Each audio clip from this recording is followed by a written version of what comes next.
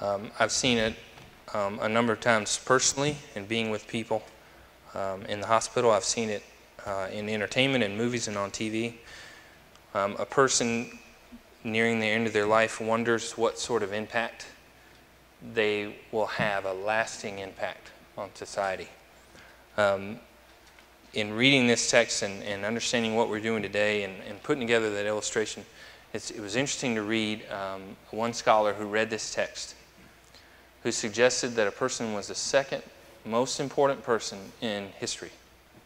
Now, if we were to guess, if you were to think about who's the second most important person in history, we might have several opinions out there. You might think about political leaders. You might think of famous musicians, entertainers, people that have changed a number of people's lives and continue to do so even after their death. But one scholar on the subject of this text wrote, apart from the life, death, and resurrection of Jesus, it's the conversion of Christianity of Saul.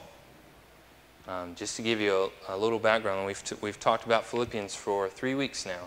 You're talking about a man who went around establishing churches and being forced to leave them, not being able to stay and watch them grow up and survive and get better. He has to start it and then move on.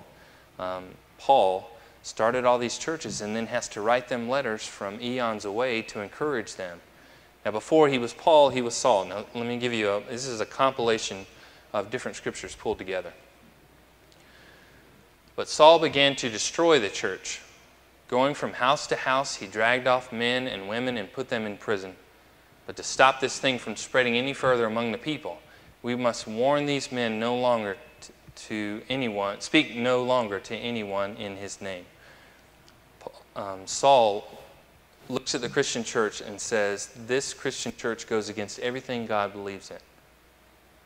He truly believes that in his heart, and he thinks Jesus, who claims to be the Son of God, is a lunatic. Now, from our place in this church, thinking we believe it, that might sound a little silly to us, but if someone were to declare at Target this afternoon as you walked in to get stuff for whatever, I'm the second coming, I'm Jesus Christ in this day. I'm the Son of God for 2009, how would you respond to them? You would think it was rather silly. CNN would cover it, and you would watch the coverage as that person gained a following, but you would ultimately think it was silly and think this person's just power hungry and wanting some sort of influence. This is what Saul thinks. Christianity is going away from God and it's growing. So what do we have to do with something that's ruining our life and is growing? It's got to go. We've got to wipe it out. On that day, a great persecution broke out against the church at Jerusalem. And that is just what I did in Jerusalem. On the authority of the chief priests, I put many of the saints in prison. And when they were put to death, I cast my vote against them. Now this picture changes everything dramatically. You have a person, it's a little bit harder to see in the light, but you've got a soldier and you've got some trusted officials, wise men, you might say, going along with him. We're traveling to the next place where we're going to wipe Christianity out. And his bright light hits him in the face. And he's spoken to in a way that no one else around him, none of his trusted advisors hear him. He says, why are you doing this? Why are you punishing my people? Now, I'll give you an example of how that sort of thing would feel. There are times when Addison's getting a little bit older now. She's 5, Caroline's 3. She thinks she knows the right thing to do and that Caroline is not doing it. And so she wants to step in and correct her in the name of doing the right thing. So in her little mind and her little heart, she thinks she's doing the right thing, except she doesn't have the whole picture.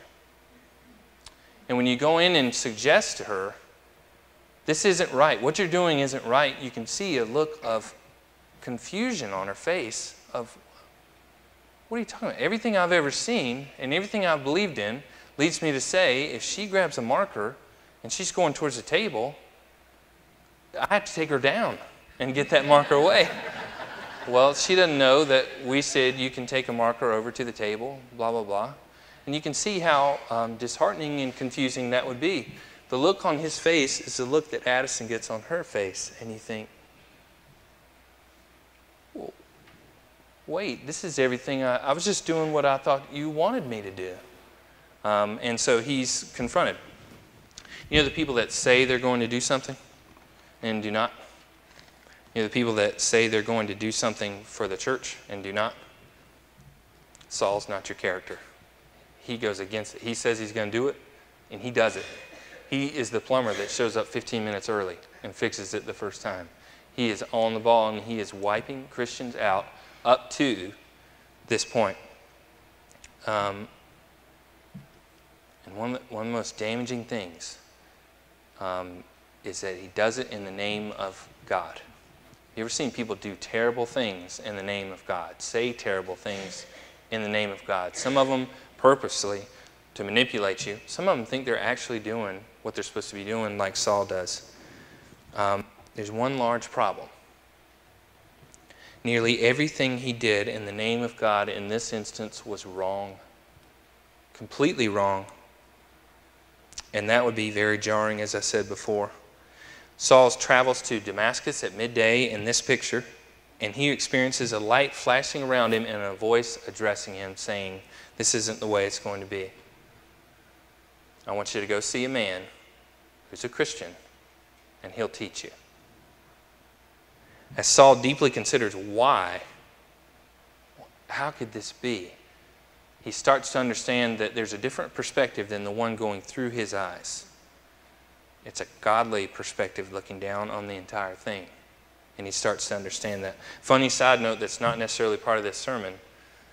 God tells the Christian that Saul is coming to, okay, Saul's coming to you, and you're going to help him. And that guy says, what? What are you talking about? He's been killing all of us. And of course, what perspective is he using? You know, the one coming from here out through his eyes, not the one looking down directly. So the scripture says, forget what is behind and strain towards the future. Now look at this picture again. The next one. As the farmer is churning, as I said, whatever he's doing. If I missed, at times when I was 15, I cut grass and used a riding lawnmower. At times I missed the spot. And if I were to reflect on that spot rather than getting it at a later time, you know, the whole rest of the yard, rather than being straight as this guy wanted it, you know, it's going to be have some curves and have some lines in it. Our lives are full of mistakes. We're going to make them every day. But we can't dwell on them. We have to let them go. Just like the farmer, if he makes a mistake, he cannot look backwards while driving the tractor in the field. Now, sometimes we remember our loved ones as perfect, the ones that have gone on ahead of us. And by remembering them as perfect, we think we'll never measure up against that standard.